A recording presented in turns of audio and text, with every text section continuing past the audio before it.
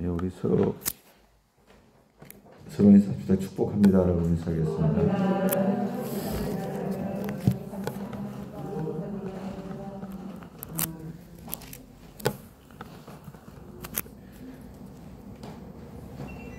예, 오늘 전도서 11장 7절로 8절 말씀 본문으로 같이 받았습니다. 예, 즐거움의 이유와 준비해야 할 것, 이와 같은 제목으로 하나님 말씀을 증거하도록 하겠습니다. 전도자는 본문을 통해서 우리가 무엇 때문에 즐거워해야 하는가, 이 즐거움의 본질이 뭔가, 그것을 교훈해주고 있습니다. 그리고 우리가 무엇을 준비해야 할 것인가, 그것에 대해서 말씀해주고 있는데, 이 두 가지를 통해서 함께 은혜를 나누고자 합니다. 첫째는 우리는 생명이 있음을 즐거워해야 한다라고 하는 것입니다. 7절과 8절 말씀을 보겠습니다. 빛은 실로 아름다운 것이라 눈으로 해를 보는 것이 즐거운 일이로다. 사람이 여러 해를 살면 항상 즐거워할지로다. 현대인의 성경을 보면 이렇게 말합니다. 빛은 좋은 것이다. 그러므로 태양을 바라보는 것은 즐거운 일이 아닐 수 없다. 항상 인생을 즐겁게 살아라. 그렇게 말씀을 하고 있는 것을 보게 됩니다. 성경을 보면 빛은 크게 두 가지 의미가 있어요. 첫 번째 의미는 뭐냐면 요한복음 1장에 나오는 생명의 빛 대신 예수님을 의미합니다. 그리고 또 하나는 우리의 삶, 즉 육신의 생명을 빛으로 말하고 있어요. 본문의 빛이 여기에 해당하지요. 본문의 빛이 육신의 생명, 곧 우리의 삶을 의미한다. 이 빛은. 자, 7절에 보니까 빛이 나오지요. 중반절에 보니까 눈으로 보는 해를 말하고 있잖아요. 그죠? 이 빛은 해를 말해요. 태양을 말한다 하는 것이죠. 근데 8절 말씀에 보니까 뭐라고 합니까? 사람이 여러 해를 살면, 이렇게 말씀하고 있죠.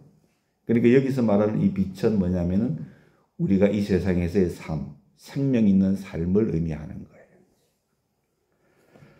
거예요. 중요한 것은 전도자가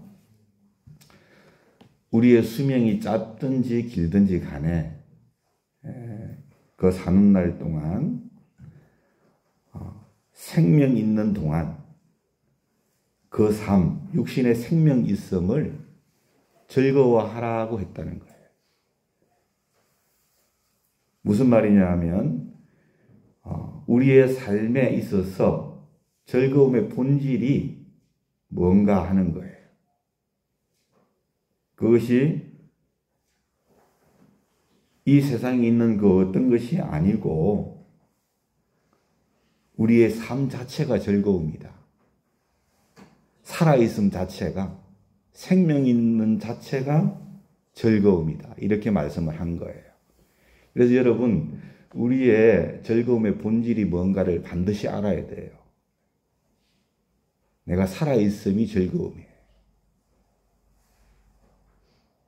왜요? 이유가 뭡니까? 살아있기 때문에 우리에게는 희망이 있어요. 내 상황이 어렵고 힘들어도, 절망적이라도 살아있으면 희망이 있어요. 그래서 여러분, 생명 있음이 즐거움이요. 그래서 마태복음에서 예수님께서 16장 26절에 사람이 만일 천하를 다 얻는다 해도 제 목숨을 잃으면 무엇이 유익하리요? 사람이 무엇을 주고 제 목숨과 바꾸겠는가? 그렇게 말했지요. 돈보다도 명예보다도 권력보다도 중요한 것이 목숨인 거예요. 표면적인 의미로 말씀드립니다. 영적인, 이면적인 의미가 아니고 생명 있음이 중요한 거예요. 가장 큰 가치가 있는 거예요. 생명이.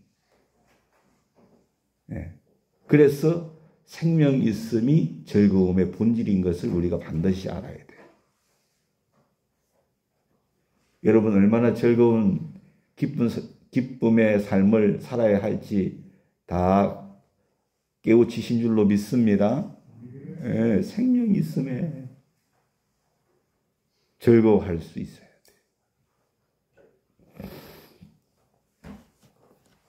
그런데 때로는 우리가 참 살다 보면 감당할 수 없는 절망적인 시련을 만나게 되지요. 그렇게 그러한 상황 가운데 놓이게 되면은 우리가 욥처럼 차라리 내가 나지 않았더라면 자기의 난 날을 저주하는 경우도 있어요. 욥기 3장 1절에 보니까 그 후에 욥이 입을 열어 자기의 생일을 저주하니라 그렇게 말했어요. 얼마나 힘들고 괴롭고 마음이 아팠으면 그럴까. 그렇죠? 난 나를 저주했어요. 차라리 안 났으면 좋았을 거예요. 이게 인간의 여러분 어떻게 보면은 인간의 본질일 수도 있다 이렇게 생각이 돼요. 이런 모습이. 또 여러분 우리가 신앙생활을 하는데 신앙생활 가운데 영적인 침체가 올 때가 있어요. 그럴 때 엘리야나 요나처럼 차라리 죽는 것이 낫겠다고 생각하게 되는 경우가 있단 말이에요. 나름대로는 참 주를 위해서 힘쓰고 애쓰고 하는데 그죠? 감당하기 어려운 이해할 수 없는 일이 있단 말이에요. 그러면 영적인 침체가 올 수 있어요. 엘리야나 요나처럼. 열왕기상 19장 4절에 보니까 엘리야의 얘기가 나와요. 자기 자신은 광야로 들어가 하룻길쯤 가서 한 로뎀나무 아래에 앉아서 자기가 죽기를 원하여 이르되 여호와여 넉넉하오니 지금 내 생명을 거두어 가 주십시오. 그랬어요.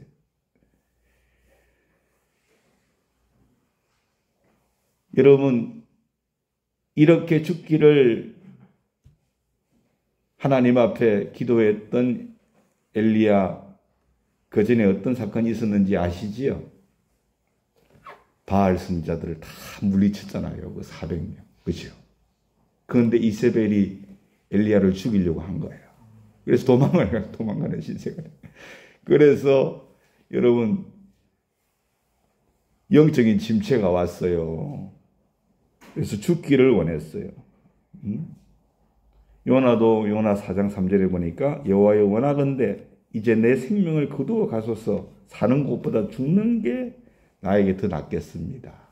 그랬죠. 죽기를 구했어요. 왜? 니느웨 성 사람들이 다 얘기하고 돌아오니까 하나님 앞에 멸망받았으면 좋을 텐데. 사랑하는 여러분,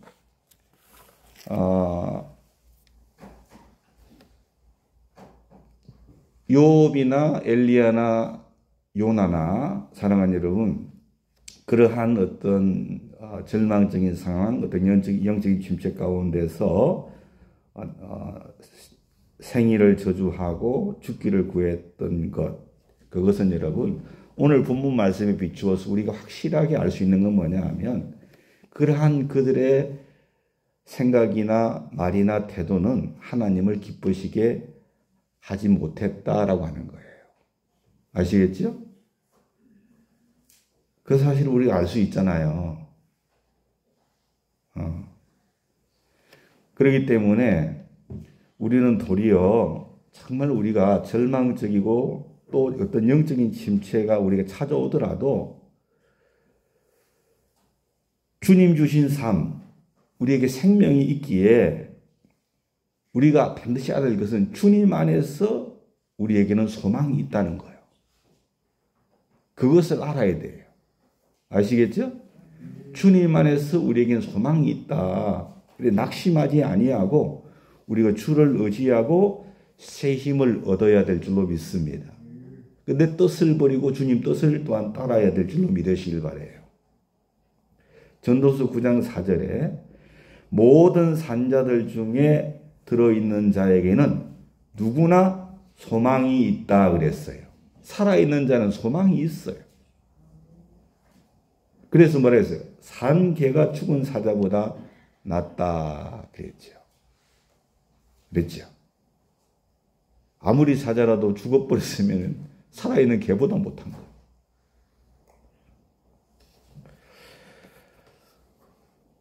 오늘 이 말씀이 저에게도 참 위로가 되더라고요. 말씀을 이렇게 묵상하는데 그래 생명이 있음 내가 살아있음이 즐거움이지. 이런 은혜를 하나님이 주시니까요 참 힘이 생겨요. 주님 안에서 소망이 있구나. 할렐루야. 죽어버렸다면 아무것도 아닌데.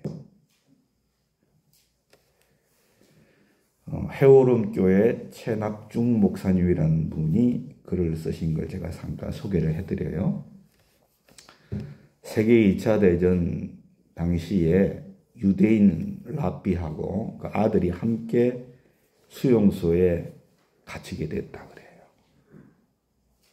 1944년 아주 추운 겨울 어느 날 아버지가 아들을 데리고 수용소 건물 한 구석으로 갔다고 해요. 그 아버지가 참 어렵게 버터 한 조각을 구했는데 진흙으로 만든 그릇에 넣고서 거기에 심지를 꽂고 불을 붙였대요. 촛불을 구할 수 없어서 버터 촛불을 켠 거예요.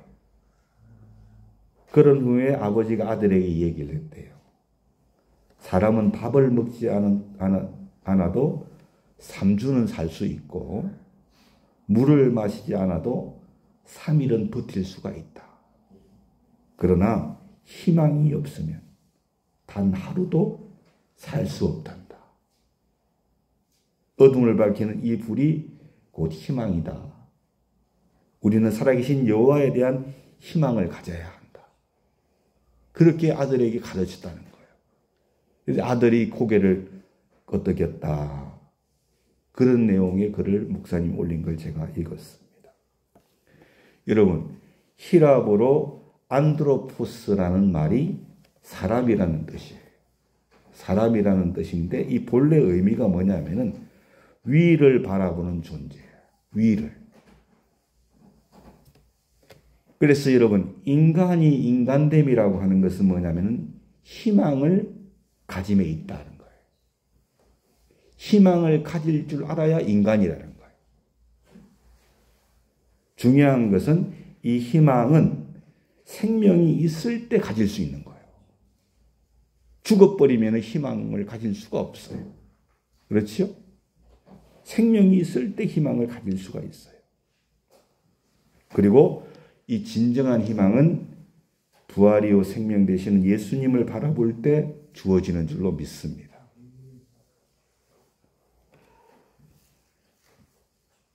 사랑하는 여러분, 그러나 주님 안에 있는 이들이 반드시 알아야 될 것은 뭐냐면은 주님 안에 있는 이들은 죽어도 희망은 있어요. 믿으세요? 죽어도 희망이 있어.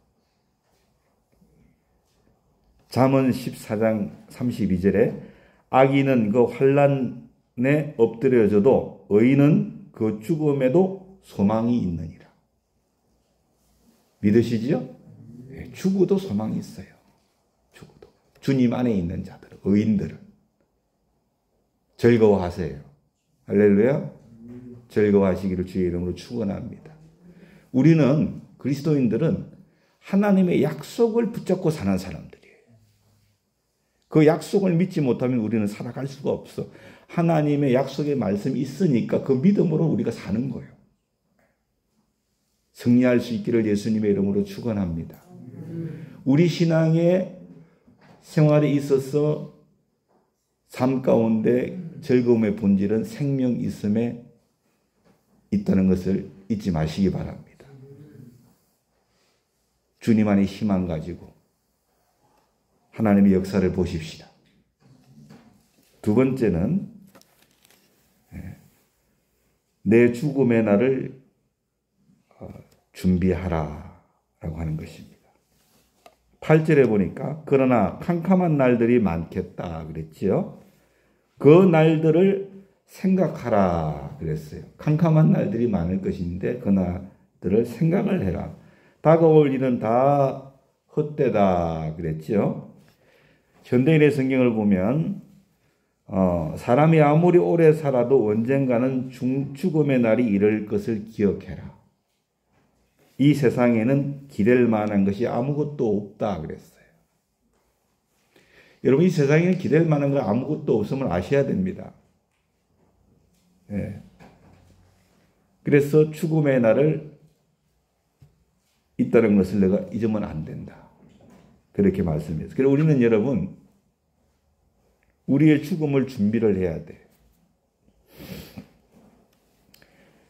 본문에 캄캄한 날들이 많다는 것은 궁극적으로 죽음의 날을 의미하기 때문에 그런 것인데 사랑하는 여러분, 우리는 주님이 우리에게 생명을 주셔서 주님 안에서 소망을 갖고서 살아야 됩니다. 예. 그 기쁨 안에서 소망을 갖고 사셔야 돼요. 또한 우리가 그렇게 하려면 그와 같은 은혜가 더 풍성해지려면 우리는 항상 죽음에 대한 준비를 하고 있어야 돼. 그래서 하나님이 주시는 구원의 은혜를 기쁨으로 누려야 될 줄로 믿습니다. 예를 들어서 저와 여러분이 다 한 달, 이왕 쓰는 김에 좀 많이 쓸까요? 저와 여러분이 한 달 유럽 여러 나라를 여행 가기로 했다고 합시다. 유럽. 한 달 일정을 잡아가지고. 근데 여러분, 우리가 그 여행이 즐거우려면 어떻게 해야 될까요? 그 여행이 즐거우려면 그 여행 자체를 우리가 즐거워해야겠죠. 그 여행 자체를 즐거워해야 하고, 중요한 것은, 그것도 중요한데 더 중요한 것은 그 여행을 하고 돌아올 집이 있어야 돼요. 그래야 그 여행이 진짜 즐거워요. 그렇겠죠? 예. 여러분, 그래서 하나님을 믿지 않는 사람들의 경우에는 아무리 생명이 있어도, 이 세상에서 생명이 있어도, 그래, 그 생명이 있음의 가치를 두고 인간 승리하는 사람들도 많지요? 그렇죠?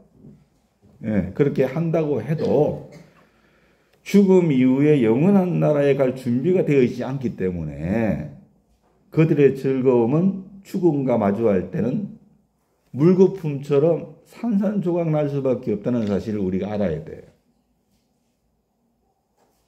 예? 부나 명예나 권력, 이것들이 아무것도 아닌 거예요. 그래서 이 시간 예수님을 믿지 않는 분이 계시면은 부활 생명 되시는 창조주 하나님 예수 그리스도를 믿고 죽을 준비를 잘 해서 영생을 얻게 되기를 예수님의 이름으로 부탁을 드립니다. 죽음을 대비하는 삶, 죽음을 준비하는 삶은 하나님 나라 천국에 대한 여러분 그 준비를 하는 이들을 말하는 거잖아요. 이렇게 하나님 나라와 천국에 대한 믿음의 유익이 있어요. 그 죽음을 대비하는 삶인데 어떤 유익이 있느냐 하면 고린도전서 15장 32절을 보면 내가 사람의 방법으로 예배소에서 맹수와 더불어 싸웠다면 내게 무슨 유익이 있으리요. 죽은 자가 다시 살아나지 못한다면 내일 죽을 터이니 먹고 마시자 하리라. 그렇게 말씀을 한 것을 보게 되는데 사랑하는 여러분, 우리가 생명의 부활의 소망이 없다 그러면요, 뭐라고 말한대요? 내일 우리가 죽을 텐데 먹고 마시며 그렇게 하자. 그렇게 말한다는 거예요. 그러나 우리가 죽음을 대비하는 삶, 하나님 나라 천국에 대한 믿음이 있는 삶의 그러면 유익이 뭡니까? 이렇게 내일 죽을 것이니 먹고 마시자. 하나님 없는 사람들은요, 믿지 않는 사람들은 먹고 마시는 게 최고요. 언제 죽을지 모르니까 먹고 마시자는 그렇게 한다는 거예요. 이 감각주의자들이죠, 그렇죠? 그러한 무모한 삶을 살지 않는 유익이 있는 거예요. 아시겠죠? 예, 그렇게 그런 감각주의자들처럼 절망적이고 무모한 삶을 살지 않는 삶의 유익이 있다는 거예요. 도리어 전도서 12장 1절 말씀처럼 청년의 때에 창조주 하나님을 기억하게 됩니다. 그리고 누가복음 17장 32절 말씀처럼 롯의 처를 기억하면서 경건과 선한 일에 힘쓰는 삶을 살아가는 유익이 그에게 있는 줄로 믿습니다. 적절한 예가 있어서 소개를 해드리고 말씀을 마치려고 하는데, 신정하라고 하는 분이 계신데 예수 안경이라는 책을 쓰신 분이에요. 2003년도에 두란노 서원에서 출판된 책입니다. 그 책에서 이 신정하 씨가 이런 얘기를 썼어요. 읽어드립니다. 어느 신학교 교수가 학생들에게 내일 죽는다라는 가정하에 유서를 써보라고 했다. 변호사를 통해 재산 분배에 대해 써놓는 그런 유서가 아니라 자신이 죽기 전에 남기고 싶은 중요하고 유일한 말이 무엇이냐, 거기에 초점을 맞추는 것이었다. 그 이야기를 듣고 나도 나의 삶을 정리하는 차원에서 나의 죽음에 대해 곰곰이 생각해 보았다. 과연 나는 죽을 준비가 되어 있는가? 내 마음대로 살았던 많은 날들이 덧없이 느껴진다.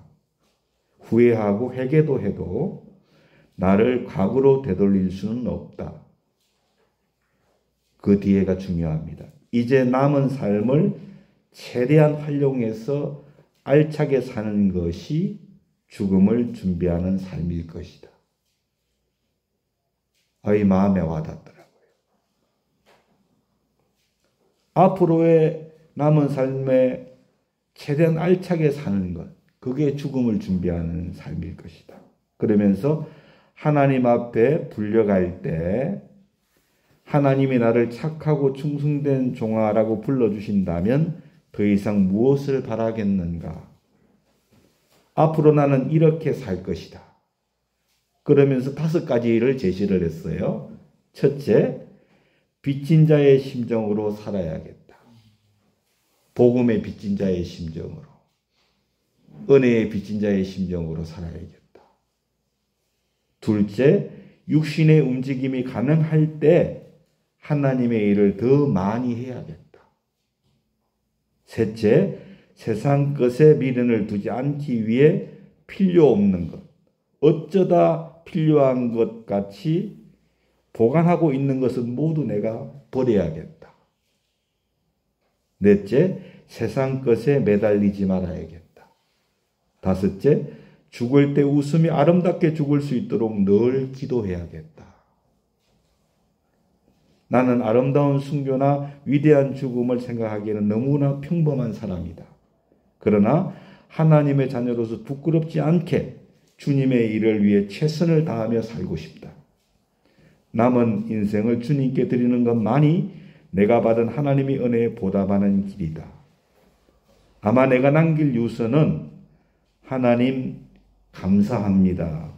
그것이 요지일 것이다. 그렇게 기록한 내용을 읽었습니다. 여러분, 우리가 유서 남길 때 하나님 감사합니다. 이 얼마나 아름다운 유서겠어요. 그렇지 않겠어요? 전도자가 오늘 뭐래? 이 세상 것은 다 헛된 것이다. 죽음을 준비해라. 죽음을 준비해라.